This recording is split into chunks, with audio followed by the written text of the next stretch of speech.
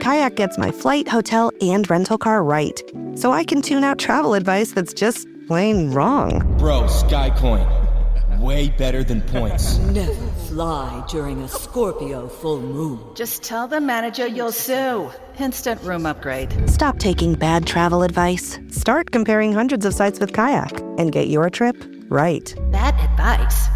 You talking to me? Kayak. Got that right. Last night, you spent 2 hours deciding what to wear to the party. This morning, it'll take you 2 minutes to list it on Depop and make your money back. Just grab your phone, snap a few photos, and we'll take care of the rest. The sheer dress and platform heels you'll never wear again? There's a birthday girl searching for them right now. Your one and done look is about to pay for your next night out. Or at least the ride home. Your style can make you cash. Start selling on Depop, where taste recognizes taste.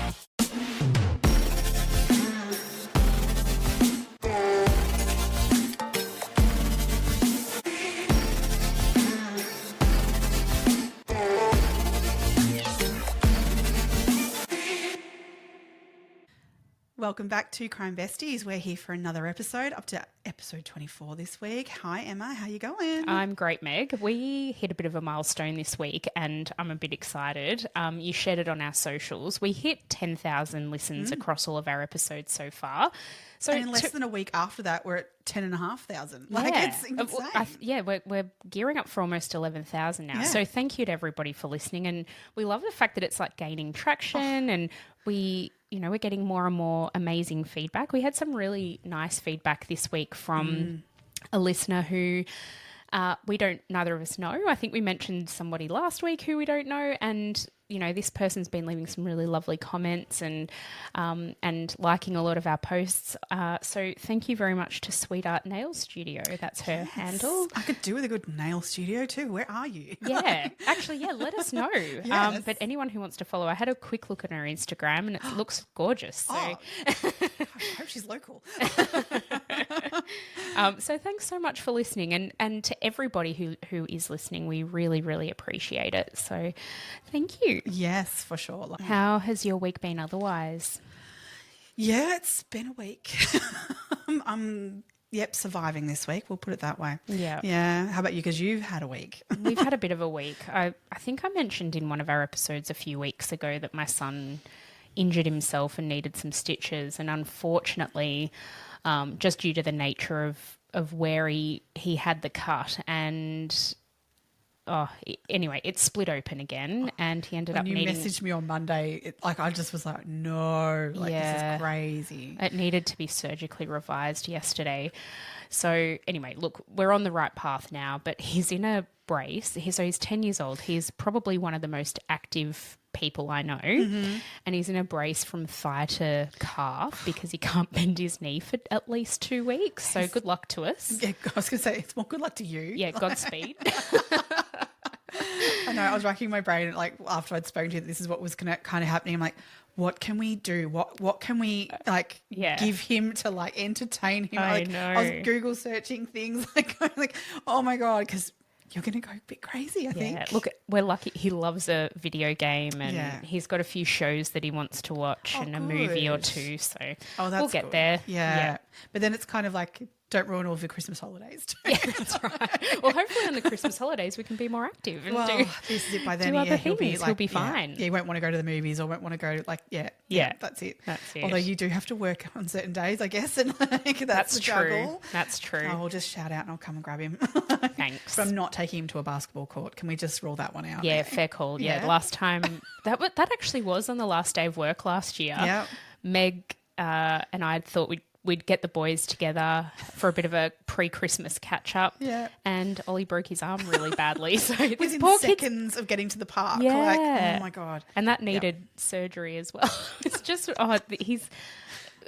look, active kids, these things happen. It's why his nickname is what it is. Yep. All of a sudden. Yep. I love that. Yeah, it's so good. Suds for short. It suits him to a T. It certainly does. He is who he is and we love him for it. Yeah. So that'll be our weekend. He's home from school today and resting up, but So if you hear some noise in the background, it's just him, I don't know, killing someone on Fortnite. Is that Yeah, what happens? exactly. Well, a couple of his mates are home from school today. I just had a message from one of the mums to say that they're online together. So at least he's being entertained. Oh gosh, there's a few bugs going around. So yeah, I'm sure there are a few kids at home. Oh, Yeah. wow. Oh, that's so funny. He's so I knew he wouldn't interrupt us as long as I gave him Fortnite and some snacks. Food. Yeah. So he'll be absolutely fine. I know I went out there before. I love it though. And I said to him, how are you feeling? And he goes, I'm all right, but I'm a bit busy on my game. Like, yeah, thanks for asking, but please don't interrupt any further. Oh God, he's so cute. Gorgeous. Oh gosh. So let's get into today's episode, I guess. Today's an interesting one. It is an interesting one. There's not a lot of information out there, but we are talking today about the case of Jane Thurgood-Dove. Jane was born on the 17th of March in 1963, and she met her husband Mark Thurgood-Dove when they were at school. So they were like, high school sweethearts. And they had 3 children at the time of this incident. Hear her mum speak about them as a couple and a family. It was just beautiful. I sort of had a bit of a tear in my eye, the way she sort of spoke about, the fact that they were like the perfect family, which is just lovely. They were meant to be together. Yeah, and a lot of love in the home. They were a really, what you would want a suburban family to be. Yeah. Mum, dad and 3 kids. Yeah. At the time of the incident, their eldest son, Scott, was 11 years old. Ashley, her daughter, was 6 years old, and their youngest daughter, Holly, was 3 years old. Yeah. Jane's parents were very involved in their family life, and it sounds like they were an incredibly close and tight-knit sort of extended family. Her parents were John and Helen McGill.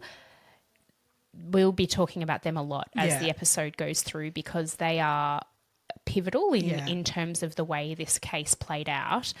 They're just amazing people. Yeah, strong people. Really strong people to this day. Like there's stuff out there from, as recently as 2021 where they're still in the media advocating for certain things. Again, we'll get to that as the time goes on. On the 6th of November in 1997. 2 days ago, Well, yesterday for us, yesterday was Oaks Day. We're recording the day after Oaks Day today. Right. So this happened on Oaks Day, which happened to be the 6th of November in 1997. Jane had picked up the 3 kids. So obviously it's still a school day. Yeah. She picked up the 2 eldest from school and the youngest from daycare, I believe, or preschool. I think so. From what I can gather, either that or she was at home with her. She was doing home duties kind of stuff the day. Yeah. Doing all those sorts of things because they got to the school pickup and I know she had a chat with one of the school mums and there was actually a conversation around, hey, come over, bring the kids, have a cup of coffee after school pickup, to which she'd responded, I've literally got a load of washing on at home, so I need to go home and put that out, so we'll give it a miss today. Yeah.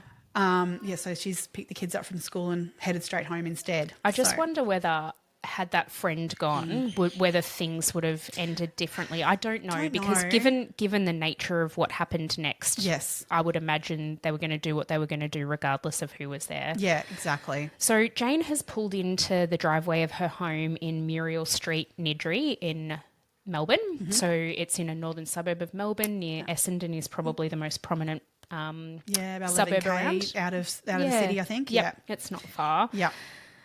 As she's pulled into the driveway, a metallic blue Holden Commodore, late model Holden Commodore, has pulled up behind her and basically blocked her into her driveway. Yeah. And a pot-bellied man gets out of the car with a gun.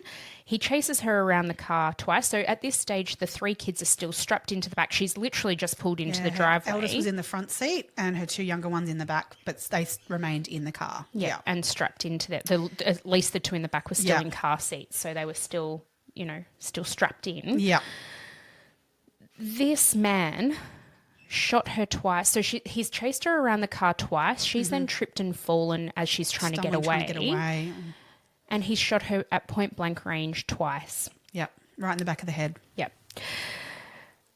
He run down the driveway to the car that was parked at the bottom and jumped straight into the passenger seat where there was a scrawny looking guy with sort of longish hair, greying dark hair, and he has floored it, and they've driven off down Muriel Street. By the way, end of Muriel Street. Do you know what the name of the road is? What? Hoffman Road. Oh, Spelt incorrectly. of course it is. I didn't see that. Yeah, and I was looking at it, I was like, oh, that's funny. Oh, that is funny. That's interesting. That's my surname for those of you who don't know. Yeah, they've jumped straight in the car. So there's obviously a driver and this guy who's committed the actual act, leapt straight in the car, driven off quite speedily down the road and taken off. Yep. So there's a couple of witnesses to this whole event. Neighbours, obviously, they've heard gunshots, whatever, have been out in the neighbourhood, have seen the incident, as well as obviously, unfortunately, her 3 children who were in the car and have witnessed this as well. Yeah. So in terms of those witnesses, what did you find out about them? Not a lot. Did you find anything? I couldn't I only found something about one of the witnesses. Yep. I know he was a male. Yep. He was just walking in the street at the time. He was standing on the other side of the road, but he saw enough that he was actually able to eventually successfully identify the gunman. Yes. So the gunman was not disguised in any way. I think did he have anything covering his face? I don't think he did. No. There's a balaclava that comes up into things later. Yeah. But I don't believe he was wearing it at the time. But the best description that came from the witness of those people on the street, but also her oldest son, was this pot belly was the most definitive, that he was short and pot bellied. Yeah. Sort of beer belly kind of. Yeah. Yeah. So he's, obviously, the witnesses, they've gone to try and assist in any way, but I mean, she was shot at point blank range. There was no assisting her. She had died in that instance. Yeah. The police obviously attend the scene and the homicide squad is called in. Yes. Who was heading up the homicide squad? Well, I don't think he was on that first day. Yes, he was. Was he on the first day? Absolutely. He got the phone call just after 4 p.m. Okay. To head out to the scene. Yep. So we're talking about none other than Ron Iddles. We have mentioned before on this show, and in Melbourne, he is well known to Melbourne around. He headed up the homicide squad for 20 years or something. Yeah. So he's amazing. He's just an incredibly beautiful man. We've seen him speak live, and he's just great. But he's got his own podcast and he's got his own TV series called The Good Cop, where he talks about cases. So he's got a 99% success rate from all the homicides that he's looked into over his years of experience. So this was his. So he got the phone call come in just after 4 p.m. to head out to Muriel Street. And from the information he got at that point was that it was a drive-by shooting, and that to go and check this woman has been shot. So when he's arrived on the scene, he's basically said that as he walked in, he saw that this beautiful woman, youngish 34-year-old woman with 3 children, has been brutally murdered. And the 3 kids at that stage, the police had already removed them from the scene and taken them down to a milk bar down the road. So he, after assessing the scene and directing people as to where he wanted them to be, because he was obviously the head of this scene at that point, he's then wandered down to the milk bar to go and have a chat with the kids. So, and I'm sorry, but if any detective was going to interview my children at a point of that, I would have Ron Iddles any day of the week. He would have been Narelle Fraser. Utterly beautiful. Yes, absolutely. Yeah. So I'm certain that the only reason he got as much information as he did at that time is because he is so incredibly beautiful. So he spoke to young Scott, who was 10 and a half, 11 at the time. 11, yep. So he spoke to him about things. I mean, can you only imagine that poor kid at that point? And he was able to describe the man. But Ron's first question to him, what was going through his head was, as we all do, a woman killed. Who do you first immediately think? Dad, the husband. Yeah. What's the issue here? Where's Dad? What's the idea? So he was expecting to find out that they were separated, if not, for a long time recently, something tumultuous. So his first question to Scott is, "Where's Dad, mate?" Expecting to hear, that Dad had been the one who was there, or something along the lines. And he said, Dad went to work this morning. So he's immediately, okay, not separated. This is different. So it immediately sparked for him that this was something very unusual. I think I've heard Ron mention the fact that, this is where you start, of course, because 8 out of 10 murders in a home are committed by your significant other. We've spoken about the statistics. we've support spoken that about this 100%. in previous episodes as well. And if it's not your intimate partner, then I think it's like 9 times out of 10 the person is known to you in some way. So the police have actually gone to Mark's place of work. He worked at a factory in Broadmeadows, and they wanted to see what his reaction was like when they told him that his wife had been murdered. And apparently, according to Ron, the reaction was absolutely that of a distressed and distraught human being who had no idea. So obviously they needed to corroborate his alibi and all of that sort of stuff. Some people are very good at, acting, so you can't rule it out. But not at all. But from everyone's point of view at that point was like, well, this isn't a clean cut. That's for damn sure. That's it. Yeah. At the same time, they've sent another detective, a different detective, around to John and Helen McGill's house, and their retelling of this breaks my heart. So the detective knocks on their door. It's about 5:50 p.m. on the day of the murder, so on Oaks Day. And it sounds like they were sort of fairly interested in horse racing because they'd actually been watching the races on the TV and decided to have a bit of an early dinner. They described the evening as a lovely warm evening, and, they're getting dinner all ready and they're sitting down and having their dinner, and there's a knock on the door. They go and answer the door, and the detective who presents says to them, is Jane your daughter? They say yes. And let me just get the exact quote because it's absolutely horrible. Oh, sorry. The detective says, "You have a daughter, Jane." They say yes. And this detective says, "She's been shot and she is now dead." Who was that sent? I don't know. They've never named that detective. Well, it wasn't Ron. Give you it that. wasn't Ron. It absolutely. They know. They've said it wasn't Ron because they've then since had a lot of dealings with Ron. Yes, but when I've heard the mum actually interviewed and she said this quote. I'm like, what the fuck? Who says that? And this was at their door apparently.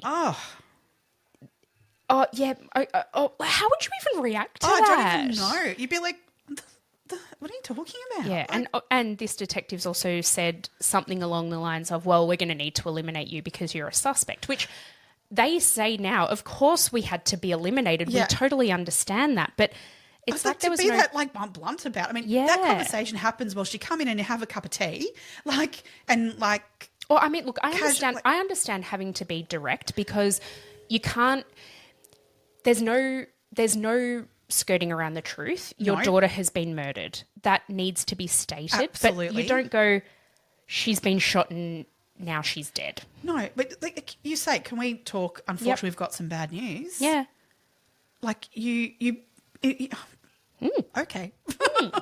And look, I do understand the whole idea, and I think from what I read about it, I read it obviously not to that detail. And when I read that she was talking about the fact that they'd been told you'll need to be eliminated as suspects, the way I sort of read it was and she was very accepting of that. Oh, they were. And, but I didn't realize it was that blunt of a conversation of the way that came out. I understood it of the point of okay, I'm glad they've been open with them and saying obviously in this situation to make sure that we are covering all bases to find the right person, you immediately as family, etc., have to be included in that pile of people that we look at. Absolutely. Great. Yep. Good. Cool. Do your job. Please clear me and do, because I know I can be, that's great. It. Please do your job. Yep. Because I want the person found. Yeah. For sure. But wow, that's blunt. I know, it's so blunt. Anyway, in the end, her parents and her husband, Mark, were eliminated as suspects. They were absolutely categorically, they had no involvement in her murder. Yeah. Faraday presenta Ojos con Alergia y Picazón contra el Jardinero. Y el ganador es Faraday Extra Fuerte. Para aliviar la picazón de los ojos por alergia, actúa más rápido y supera a Claritin y Flonase aún a las 24 horas. Faraday, adelante. So now the police are sort of at a point where they're like, okay, next sort of circle out. Let's figure out what we can find. At this point, they still had Mark on their radar as potential. Nothing was glaringly obviously that could be him. But he could have organised something. You just don't know. They were sort of looking at it like that. So basically Mark was still not ruled out, but definitely her parents and that sort of, So they started looking at to see who else could be there. Yeah. And I've read a few different scenarios as to how they move to their next suspect on their list. So I'm intrigued to hear have you only heard one, or have you heard multiple ways of which this has come about? So what I found was that they actually they were going through Jane's handbag. Yes. And at the bottom of her handbag, there was a phone number scribbled on a piece of paper. Okay, so Ron tells slightly different. Okay. He says that it was in her handbag, but it was a card, like a business card. So a business card for the police? Okay. Yeah. Okay. But I've also heard that it was an anonymous tip. Oh. Yeah. I haven't heard that one. Yeah. Do we know anything more about that? The other one I've heard right. is that her dad was a butcher. Yep. And he worked at like the Moonee Ponds market and had his butchery there. And that obviously then Jane would be around that a fair bit, spent time down there around the markets. And this particular person also spent time at the markets and went to that butcher's, and they met each other there. Yes. So I think that's how they met. Right. Yep. So I'm pretty sure the way this police officer and Jane met is because the police officer would organise the fortnightly barbecue at the police station on a Friday night. Right. And would buy their sausages and meat from Jane's dad. Because I've jumped ahead of myself. Sorry, my brain. Yeah, you have a bit. Sorry. But that's okay. No, because I've heard another way of how they met too. Oh, right. Yeah. Anyway, well, this is what I've heard. Yeah. That they met, and as a consequence of being such a good customer of Jane's dad. Yes.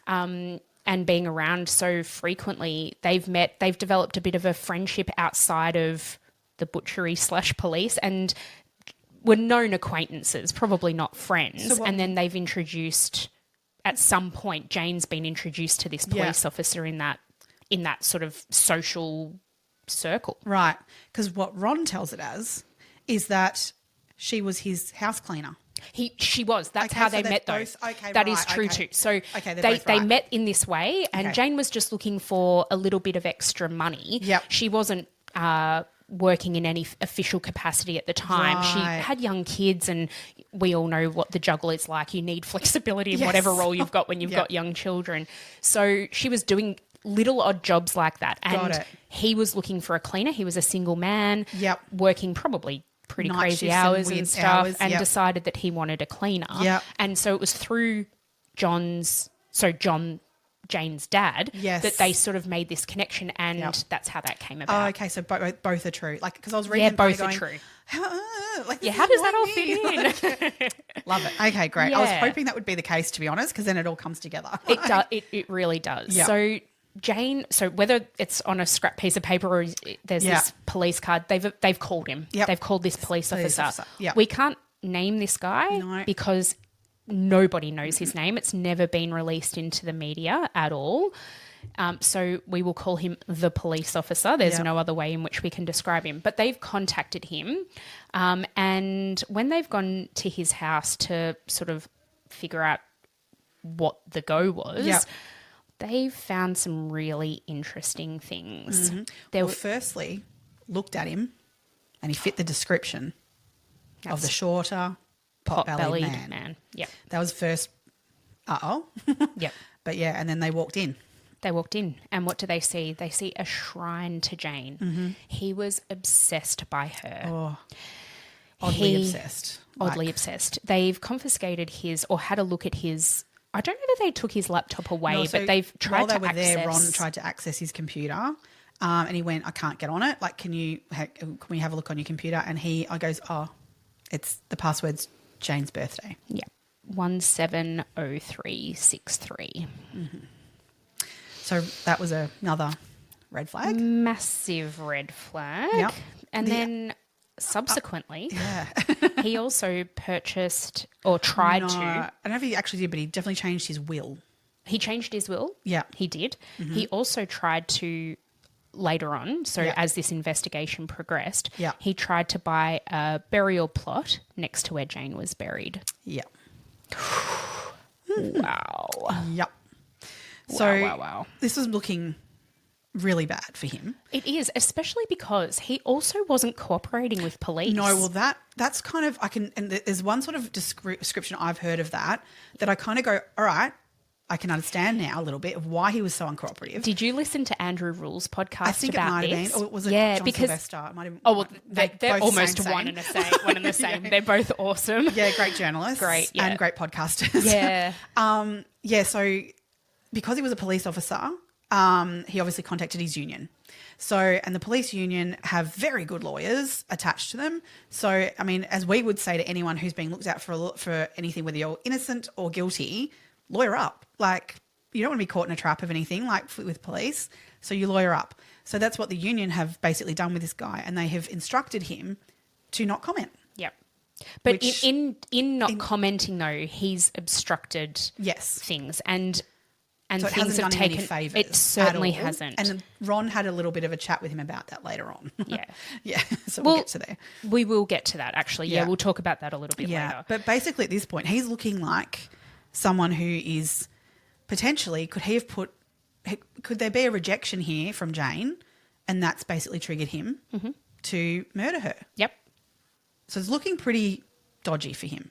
Things are not looking great. No. I mean, he's, as you said, physically meets the description. He's Yep. got a shrine to her in his house. Yep. Her birth date is his computer password. Yep. A lot of things are adding Not up good. here. Did you find anything out about whether they actually had a relationship or not? No. And you can't confirm it. He says yes, but is that it's very one-sided. You're only getting his side of And that. if he had this like weird obsessive thing, maybe like things were conjured up in his head. Although there was a 1 hour phone call, 1 hour, 15-minute phone call, which and this was like less than a week before the murder. Yeah. So they've checked, obviously when they raided his house sort of thing, they've found his, gone in through his phone records. Yep. And so he said at the time that he had a 15-minute phone call with her, or a 1 minute phone call, on that particular date. And then when they've gone and checked his phone records, it turns out the phone call was not a minute, it was an hour and 15 minutes, which to me, someone who, if you're like, I'm not interested in this guy, you're not having an hour and 15-minute phone call. No, you're not. But she, from everything everyone has said about her, she was a really caring, compassionate, really kind and lovely woman. Yeah. If she thought, I mean, she obviously would have known he had this obsession with her. Maybe she was just trying to be really nice and talk him down and, true. I don't know. And maybe that phone call was the, look, I'm not interested phone call. Yeah, and I'm going to let you down gently and we'll talk this through. And she was really as females, we are taught to be nice. Mm-hmm. And we probably shouldn't. Like sometimes not always. we shouldn't Absolutely. be. So, I can, when you put it into that sort of context, maybe, and that's maybe why he didn't want people to know how long the phone call was. Like, maybe it was like, we'd had a brief chat, like, because we're good. Cool. We're good. Yeah. we have these quick 1 minute chats because we talk all the time. Yeah.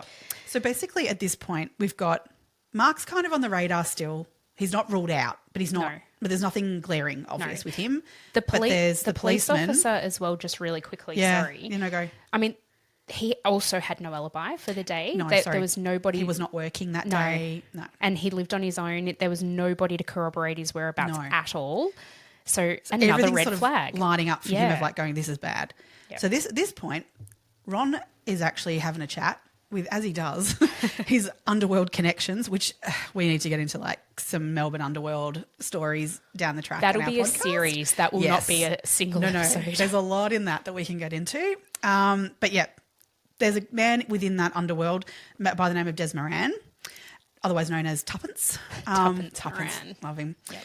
Okay. So anyway, Ron, as he does, he has connections with these people. He is beautiful with everyone he speaks to. He's not just caring and lovely to the people who are victims.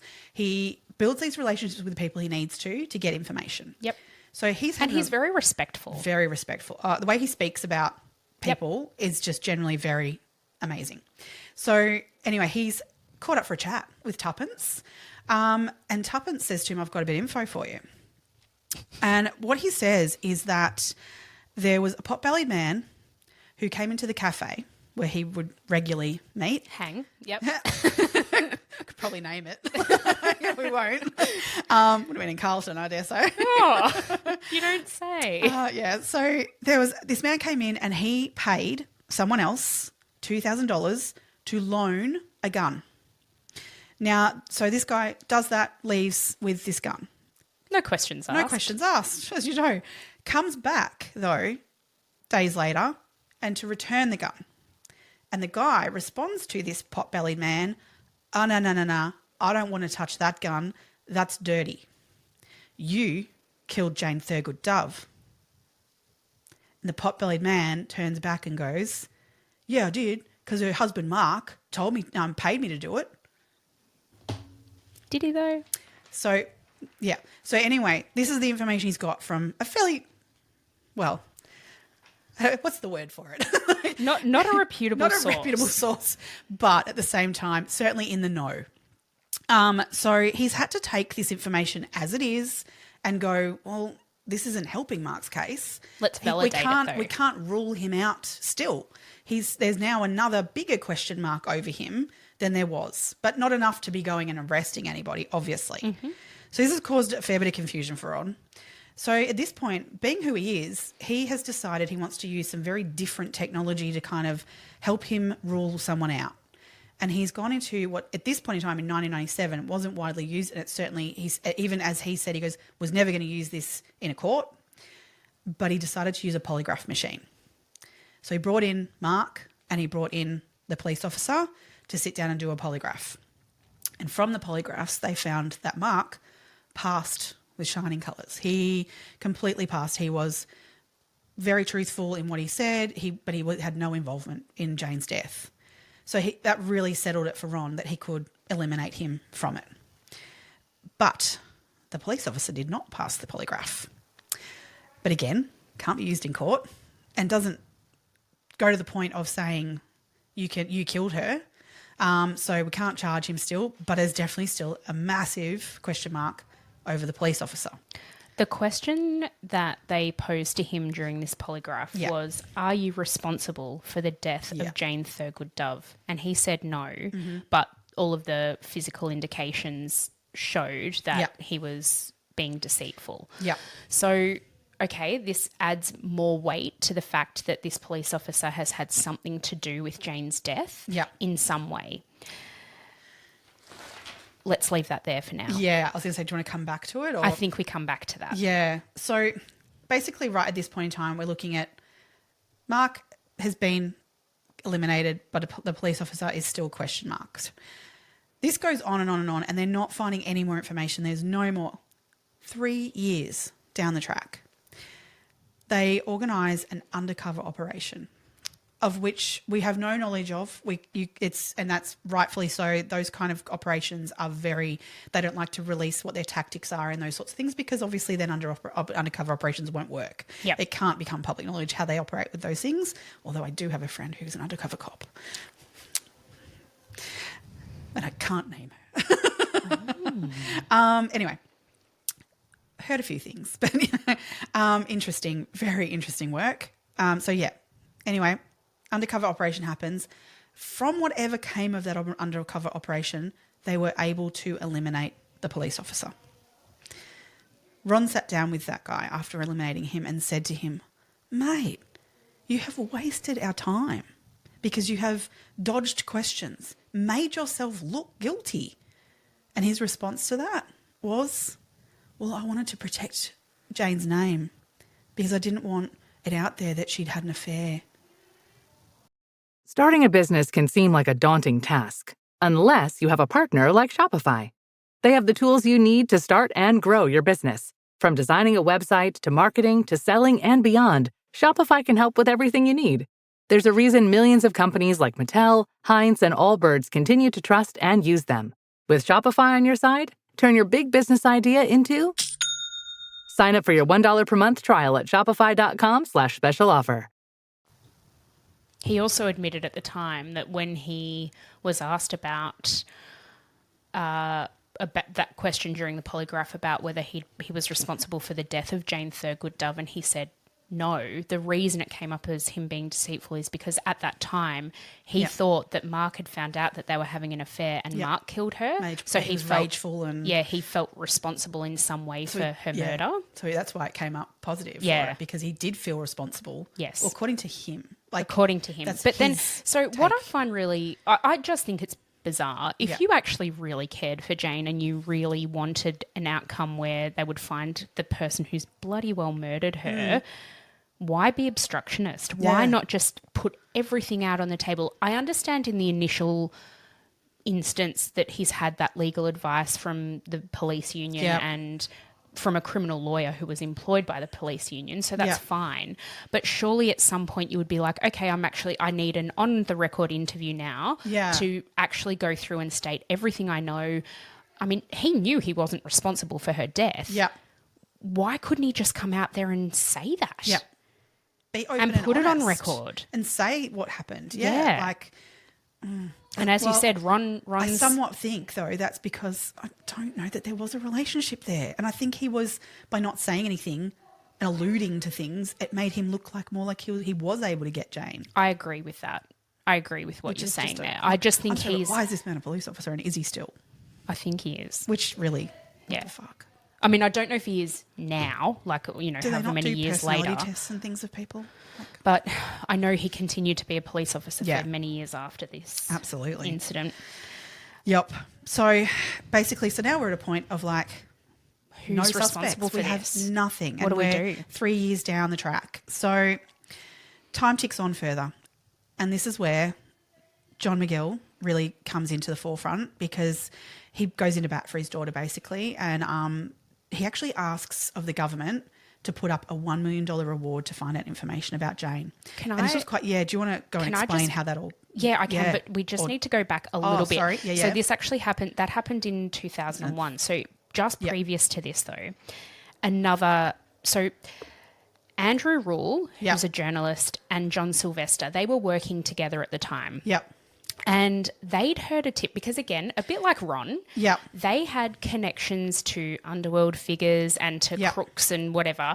And they decided, because they were looking into the story and what could have possibly happened, they were really curious. So they actually decided to door knock down Nidru Street and find out what was going on. Yeah, but Ron tells a different story of how, like, legally, I guess, it came up. Well, this is it. I mean, the journalist reporting... They obviously have to be careful as well, but this is what they say happened. Yeah. They've knocked on the door of, you know, several neighbours in the street, and it has come to light that potentially there was somebody else in the street who may have been a potential target for this gangland style killing. Yes. So Muriel Street. Yep. Jane and Mark's house was 3 houses from the corner. They lived in a light-coloured weatherboard house. There was a street light out the front of their house. Jane drove a four-wheel drive. A blue Toyota. Silvery blue. Land Cruiser. Mm-hmm. Mm-hmm. Jane had blonde hair and 3 children, 3 young children. And school-aged. Yep. A woman by the name of Carmel Kipri, or Kipriano. Kipriano, that's it. But they go by Kipri. Kipri, yeah. Also lived in Muriel Street, Nidri. She also had blonde hair, 3 houses from a corner, light post out the front, drove a similar four-wheel drive, had 3 children. Who were school-aged. Yep. Okay. So there's lots and lots of similarities. Between two women. Yep. Carmel's husband, Peter Kipri, is a really interesting character. All right. So, Peter Kipri was involved in drugs in the underworld. Apparently a very unlikable person. Yeah, not the nicest person in the room. No. He pulled off some kind of $200,000 insurance fraud. Yeah. With a man. With a man by the name of Philip Peters. Also known as... How good's this? Mr. Laundry, because he could clean millions of underbelly money. So this guy was an ex-solicitor, by the way, and he's like somehow found himself into the underworld during laundering this, money. He's a lawyer at this stage, like, you know, like while he's doing this, he's a lawyer. Okay. Oh, yeah. Maybe just now he's an ex-lawyer. Now, because after all this, like he had to be knocked off the bar. So the way that I understand it, it's quite a complicated story, but I think Philip Peters has basically commissioned the death of Peter Kipring. Yes, did not happen. Well, yeah. So Peter Kipring, he got a tip off that it was happening via the police. There was, because obviously the cops were onto a fair bit of all this stuff at the time, and they've actually been able to infiltrate and stop the hit happening. Yeah. So Peter has survived it. However, Mr. Laundrie ended up in, I think it was 1994, April 1994, he was arrested and charged with conspiracy to murder. Yep. And obviously because him being a lawyer, pretty nifty bargaining, he did some good plea work, and he ended up being released from jail in 1997, mere months before Jane Thurgood-Dove was murdered. That's it. So the inference now is that, Peters has consulted with another man named John, who was an ex-butcher. Now, this is not Jane's dad, John, who's he was hired so that he could butcher people and get rid of bodies. Yep. But that ended up not working. Obviously, this is then when Peters has gone to prison. Yeah. Peters has come out of prison. Yep. And he's like, whilst in prison. Oh. Yes. He made some connections with some pretty heavy criminals in jail. One being a particular Geelong bikie. Just put that under your hat for the moment, because we'll come back around to Geelong bikies. We will. Carefully. So basically they've decided, well, we can't go after Peter Kipring because everyone's looking out. Yeah, everyone's looking out for him and whatever. So they've decided to put a hit out on his wife, Carmel. Well, so this is what everyone's making an assumption of it, that this at the point. Yep. But there's no proof of it, no evidence, and they still don't know. Okay, maybe that's what Philip Peters did, Mr. Laundrie. But who are the people who actually committed the crime, itself? As much as I probably hold him more accountable than anyone, but there's actually people who committed it. Well, they know he didn't pull the trigger. No, he doesn't wasn't fit the physical description. He had another alibi. Someone, which comes back to good old Tuppence and his info being pretty accurate, other than the fact that it wasn't Mark, it wasn't the husband that was putting the hit out, which, I mean, God, who knows? Hitmen aren't exactly the most intelligent people. Well, clearly. Maybe he had no idea who this guy was that was actually asking him to do this job. And I don't know where he even got the name Mark. I mean, we would have probably got Mark at that point out of the media. Because the fact was, it was the wrong woman. And and all the information they were given, apparently, from this Peter, Mr. Laundrie, was 3 houses down from the corner, the blonde-haired woman who drives the four-wheel drive. So I saw something that they were actually following Jane for 4 days before they murdered her. So that was the thing, that in their investigation they found out that, because obviously we should go back a little bit, that car that was parked at the bottom of her driveway, the shooter got in and drove off in, was later found burnt out, unfortunately, which meant there was no evidence in it. So these guys knew what they were doing in that sense. So that made it a little bit more like this is a bit of a professional hit in some ways, as much as a hit can be professional, because they aren't the sharpest tools in the shed usually. But the neighbours were able to say, we've seen that car, like that blue Holden Commodore that, you've shown us on the news now, all those sorts of things. That was here a few days ago. I saw it parked down that end of the road on that day, and I've seen it parked there on that day.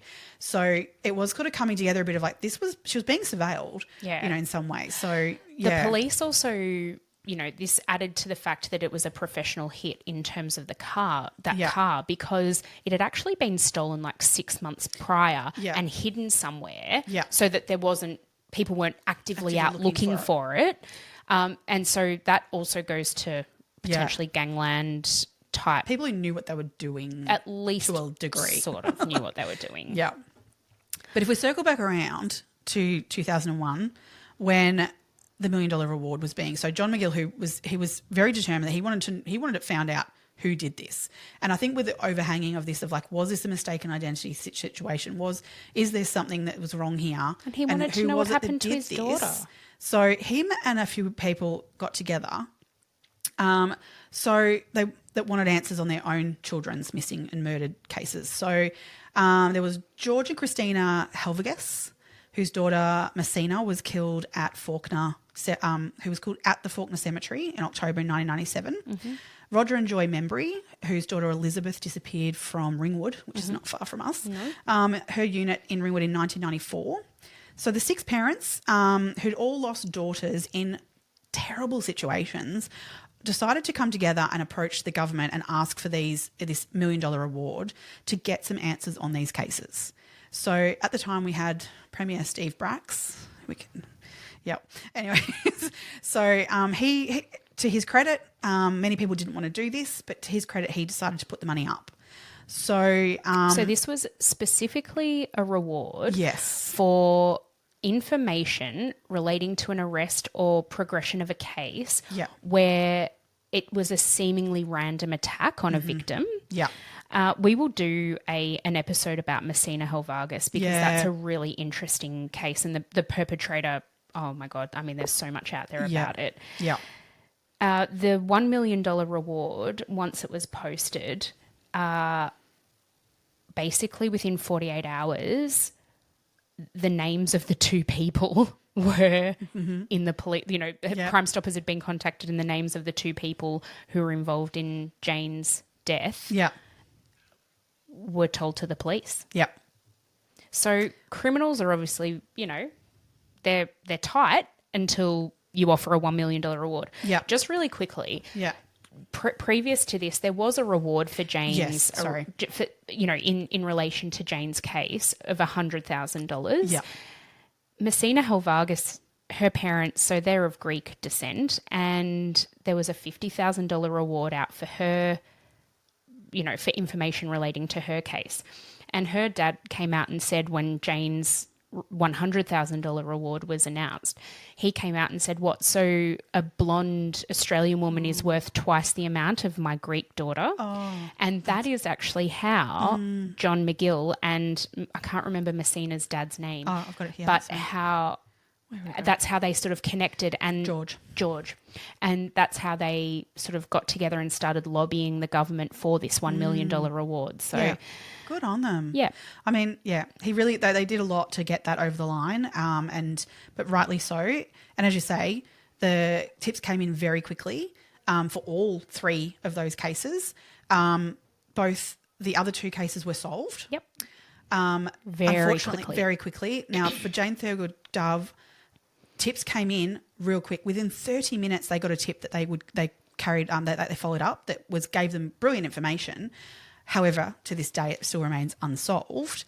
So that great tip came from a crook who rang in, and what Ron did was, because basically this $1 million reward was there, he was like, I don't want to get false information. And this guy was pretty high up in things. So he offered him 10 grand first off to meet up, and then to straight up give him 10 grand when he arrived. So can you imagine this cop like rocking up with this wad of cash like to hand over to him? And he said, if the information you give me checks out, I'll follow up with 40 grand. So he heads down to meet this crook down in Eastern Beach, right? And so he's in his car. And I just love this quote from Ron Iddles. He goes, I was shitting myself. That's a technical term for being very nervous. I love the fact that he's so honest about the fact that these are full-on crooks and he's not in their world. Like, as much as he is, but he isn't. He's not one of them, but he carries himself with them. So But you look at Ron and you think he's this big, gruff, you know, brave man. Yeah. But of course you'd be shitting yourself. He's a teddy bear, let's be honest. He's just such a lovely man. Yeah, so I love that. That's funny. I wrote a little song to remind you, Choice Hotels get you more of the experiences you value. The Cambria Hotel's got it all. A rooftop bar, have a ball. Bring a date, your squad, or even your mom. Book direct at choicehotels.com.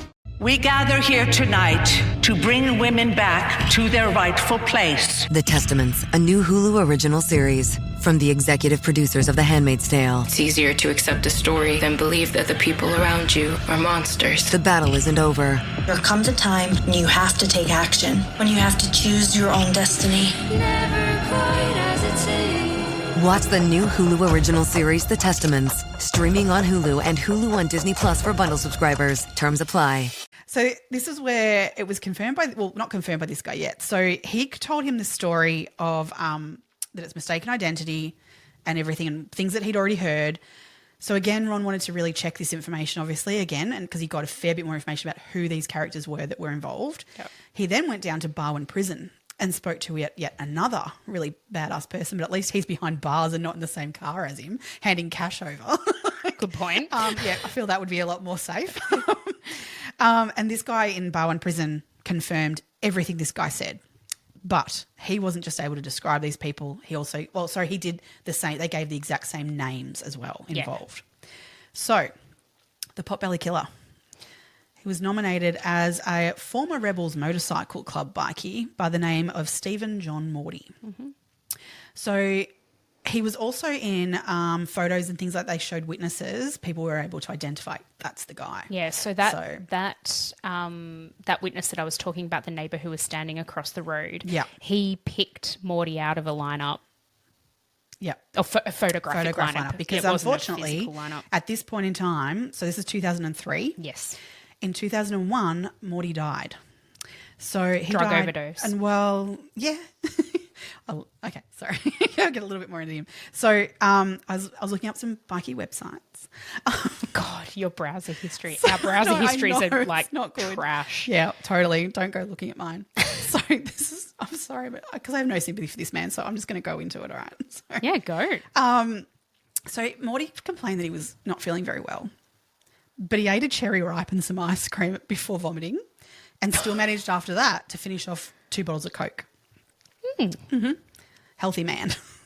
Pot-bellied, I believe. The next morning, his housemate didn't go into his room because he liked to sleep in and stuff, so he didn't check on him at all. But about 2:50 in the afternoon, the housemate went in to check on him and found that he had no pulse. So they believe that there was drugs in his system, but it was more likely cardiac arrest, which could have been caused by the drugs potentially, but also could have been just generally his lifestyle in general. I think that's right. Yeah. I know the level of drugs. It was heroin. Yeah. The level that they found in his system was not compatible with life. So whatever way that all came about. Yeah. But I love it. Down to cherry ripe and some ice cream. And 2 bottles of Coke when he wasn't feeling good. Although last night, okay, so we were talking before about how Ollie had this operation yesterday and I was so tired. I didn't sleep the night before. Yeah. Last night we had dinner and then after dinner I was like, I really feel like eating something sweet. I was so tired, but I just needed a sugar hit. Yeah. So I ate ice cream, a chocolate bar, and then I raided the kids' Halloween lollies. And by the time it was time to go to bed, I was like vibing on another level. And I actually woke up this morning feeling so yuck. Oh, I think because I just had so much sugar. Sugar hangover. Yeah. It wasn't even an alcohol hangover. How annoying. Deal, jeez. Yeah. Anyway, so look, what I'm saying is I can understand the motivation. Sometimes you just need something sweet and nothing. I don't think I want that when I'm going to vomit. Like I'm feeling that bad that I'm like, I know what will set on my stomach. Cherry ripe and some ice cream. And then some Coke. Wash it down with a couple of bottles of Coke. Oh, no. Thanks. God, no. So, I just love that they've put that out there. That's what the roommate had to say about his bikie mate. Yeah. What else could you say, really? Oh, God, yeah. So he wasn't an upstanding bloke. If you've got nothing else nice to say. No, this is it. Yeah. I mean, so we've got this guy who he's been identified by witness, all that sort of stuff. Like potentially you could go to court and you could arrest him for that. He's dead, unfortunately, so we can't go any further with him. The next one on the list was the man who would organise the car. So as you said, that Holden Commodore that was in the driveway, etc., had been collected earlier. It was organised. It wasn't just a pinched a car, drove around the street. It was organised by someone who knew what they were doing. And this guy was named as James Ann Reynolds. So he's also known as Jamie, I believe. Yeah, Jamie Reynolds. Yep. So Reynolds was. He was the one who obviously... He was the getaway driver. No, he wasn't the getaway driver. No, so he was actually the guy who, somewhat getaway driver. So he organised the cars, and so there was a getaway driver separate to this guy in the car at the bottom of the driveway who drove off with Morty. Mm-hmm. Jamie met them where they burnt the car out with a second car. Yeah. So we've got 3 people who are being named here. Well, one not being named, but 2 being named and the third involved. So he's collected them from the burnt out car to take them elsewhere again. But so that was his role in this, apparently, allegedly. So Ron was very keen to speak to this Jamie. He was still around at this point, obviously, wanting to speak to him and get a bit more information. Unfortunately, Ron went to go and get resources to be able to look into this guy more. They needed to know who he was and what was going on with him to be able to then approach. You can't just just rock up with the guy's doorstep. You don't need to have a bit of a team around you to go, right, who is he? What is he doing? What are we going to talk to him about? And some information to kind of add weight to what you're then going to accuse him of. Absolutely. So there's a bit more to it than just knocking on a door. But unfortunately, Ron was declined any resources because the Piranha Task Force, which, as we've said, we will go into the underbelly world of Melbourne in a series, I think. But the Piranha Task Force was looking at taking down the underbelly world in Melbourne. Very well known in Melbourne in terms of that. So unfortunately, there was no resources available to him because they were all being used on this Piranha Task Force. Now, how do you feel about that? Yeah, I'm really disappointed in that because I feel like that we should have, I understand it becomes a resource issue in terms of money as well and not enough cops. And at that time, we needed lots of cops because there was a lot going on in Melbourne in that situation. That surely someone could have been found to be given to Ron to follow this up. I think so. Yeah. I think, the gangland war was being fought amongst gangsters. Yep. I know there were certain situations where there was collateral damage of innocent civilians, but on the whole, they were just murdering each other. Yeah, which, whatever. Well, no, to be fair, whatever, because you deal in that. That's it. That's what's going to happen to you that. potentially. But then not to throw resources into the investigation of a brutal murder in front of her children, of an innocent woman, I think that's disgusting. Why are we allocating resources away? I understand we needed resources to curb it. Investigate and curb the gangland wars that were happening in Melbourne, and it was intense. It was. This is in our living memory. We remember what it was like. Yeah. But that's not to say that resources then shouldn't also be put into investigating murders of innocent people. The fact that was the reason used. I guess the take on it infuriates me. This has been this many years. What's another few months going to change? But unfortunately, they were so wrong in that. No, but that pisses me off even more because they had intelligence. They knew what they were looking for. It's not like they were investigating a completely cold case that they had no new leads on. Yeah, they had leads. They had people. They knew names. They knew what they wanted to find out. Yeah. It wasn't like they probably only needed a few months worth of surveillance, or maybe not even that. I don't know. It's so frustrating. And then to add to that frustration, 7 months later, he finally gets the resources he needs to go and chase this up. And what happened? He fucking dies. He died. He drowned in a boating accident. Yeah, because he's a fuckwit. Out near Queenscliff. Yeah, off Bowen Heads. Yeah. So apparently Ron had gone to John and Helen McGill, Jane's parents, a few weeks before and said, "Oh, finally, we've got the resources. We're able to investigate him. I'm on leave for the next couple of weeks. As soon as I get back, that is my number one thing. We're on it. I'm going to get him." Yeah. Ron goes on his leave, which he's well and truly entitled to. I'm not even saying that's anything. He comes back and finds out that within that 2 weeks he died. Yep. Oh, God. In a boating accident. Yeah. Just drowned. Him just being a dick. He went out in this tiny little boat in these really big seas. Yeah. I mean, that Bowen Heads is pretty rough. Yeah. Well, he'd gone out through the heads, in a little tinny. No one else would have done what he did, literally. And drowned. Yep. So that leaves us with the getaway driver. So we have got a clear description of who he is, of what he looks like. His name has not been released. I do believe the name has I know the name has been given to police. So by this way of this information that came to them. Mm-hmm. So he's the one that's still remaining. They just can't get him. So they believe that this suspect is a Geelong bikie. Mm-hmm. So this was where the connection comes back to Tuppence. No, sorry, not Tuppence. Sorry, no. Comes back to the Morty.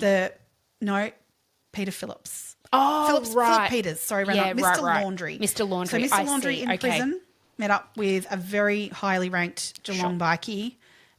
So we believe that this is how he's organised. I this see. hit. Okay. So bringing it back again a little. Oh, so I love this comment too. So the Geelong bikie, who they said he's now nearing probably retirement age. However, with his lifestyle that he has, it doesn't work. They've named him the human slug. Just what a great. I mean, you get a really good mental impression of what who this guy is. like. So clearly, yeah.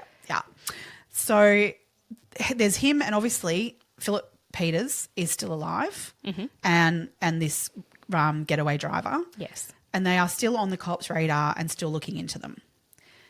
They just haven't got any further with it, which is really frustrating. But that's unfortunately where we sit in terms of where how this things has are at. gone and where we're at. I did write down a quote, which I'll go for it. I love it. You know, it's could anything more Aussie have been said? So Jamie Reynolds, so the one who died in the boating accident, Yep. a colleague of his who has then colleague. Sorry.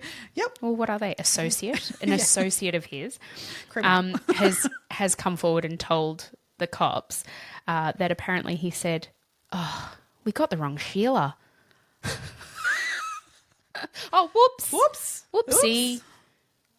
Sheila. Oh my God. For our non-Australian listeners, that means woman. Yeah. Oh man, God, love them. So this mistaken identity whole theory, which is just so beyond shit. If you want to look into that further, Naked City, the podcast, John Sylvester, I believe, goes into it a fair bit, and I think even Andrew Rule on his podcast has discussed it too. That we'll there put are a link. other mistaken identity cases. Yes. That it's not as uncommon as you'd like to think. Yeah. Because, as we said, unfortunately, hitmen, when you think of a hitman, you think of someone who's, precise and, sneaky and, I don't know, and like really highly trained or something. Yeah. No. Yeah, that's not who they are, unfortunately. No. Yeah. These are people who are willing to just take money to go murder someone. I mean, they're not like, high society, that's for sure. No. So there's quite a few, unfortunately, of mistaken identity and quite horrific ones that they go into on their podcasts. So worth a look into. We'll put a link to those episodes specifically because I know Andrew Rule's podcast isn't named anything along the lines of Jane Thurgood-Dove. I can't remember what the title of the podcast is, but we'll put a link to that specific episode because it's really worth a listen. And I just love Andrew Rule and I love John Sylvester. They're awesome. Yeah, they're really good. And their journalism is really fantastic. Their writing as well as their podcast. It's great. They're really awesome, man. They're all over it. Another really sort of, I guess, another thing to come out of this and was informed by Jane's case and by a lot of other cold cases was in 2021, a cold case homicide hub was set up. This is an online platform in Australia and they put the police, it's run by the police, they put cold cases on there in the hopes that anyone can access it. You can just go online and search cold case homicide hub. I believe they feature 5 a month I think. Or something like that. Maybe as well. 2 a week or something like that. Yep. But you can go in there and read case notes and information. There's photos of the people who are the victims and there are so many in there now. Yeah. But, if you've got any information, they say to call Crime Stoppers or you can submit anonymously through online through the hub. Yeah. Just worth. Oh, God. If you know something, even if you think it's so pointless, it may end up being that key bit of information that links something else together. Well, we don't know what. You don't know what you don't know. That's it. Yeah, and what so the it's police worth just don't know. saying it and putting it out there and make it, and then that way, you can feel better that you've said it, but also that they can do with it what needs to happen, and whether that be, that's not relevant, or it 100% is. So, yeah, totally, absolutely. I'm sure that wherever you're listening would have similar services, but here in Victoria, obviously, it's Crime Stoppers that you need to contact or via that hub. Yeah, that's it. Yeah. Unfortunately, Jane's parents, they're still out in the media. As I said, when this cold case now, I mean, well and truly, definitely when this cold case homicide hub was originally established, they were interviewed by the media. They appeared on behalf of the police and were saying, you know, how important it is for information to come to light. And they're really elderly now. Yeah, like I think when he was interviewed, he was 83 at the time. So, you know. Jane's mum says in there that she doesn't want to go to her grave not knowing what happened to Jane and not having anyone found responsible for her death. And I think that's, you know, that's completely reasonable. Absolutely. Losing a child, I can't even imagine. And to think of her kids who are now adults. Yeah, I mean, they were all in there, well, into their 30s, I guess now. Yeah, late 20s, early 30s. Yeah. And her husband who's, you know, had to deal with the fallout of all of this and losing his absolutely beautiful wife. Especially with that shadow, I guess, of like, was there affair, wasn't there? Like maybe he knew more, I don't know, but I'm with you. I'm with you on that though. I think it was very much one-sided. We don't know. No. Nobody knows what happens behind closed doors, but I think you're right. I think we're on the same page with that. Yeah. Yep. All right. Well, I think that sort of brings us to the end of another week, another episode. Next week we're kind of changing the tune a little bit. We're going to be talking about the Ashley Madison scandal saga. Yeah, it's fascinating. And there's a lot of facets to this one. Yeah, so much actually. This could be a big week of research. I think it will be. Myself. Yeah. What have we done to ourselves? I don't know what have we done to ourselves. Now, just really quickly, I wanted to also mention our last episode of this year. We are putting it out there to our listeners to vote on what they would like. So if there is an episode you would like us or a case that you would like us to cover, DM us on Instagram, contact us through our email, which is twocrimebesties@gmail.com. I've had a few suggestions. Has anyone approached you? Or I've had a couple come through online, and then I had a colleague of mine at work suggest a case as I've well. had a couple of suggestions of sort of, friends around the trap who are watching and listening. Okay. So, but no, we'd love to get some more. Throw them out there. Yeah. And the most popular one will win. That's the case we'll cover for our last episode of 2024. For sure. That'll be interesting. What do we What's everyone into? Yeah. All right. Drop us a line, everyone. For sure. And don't forget to, if you would like to, you can buy us a coffee at buymeacoffee.com/2crimebesties. I'll get it right. I'll put it in the show notes anyway. So click down there if you want to buy a coffee. Thank you. And jump on the socials and chat. Cheers. Thanks, everybody.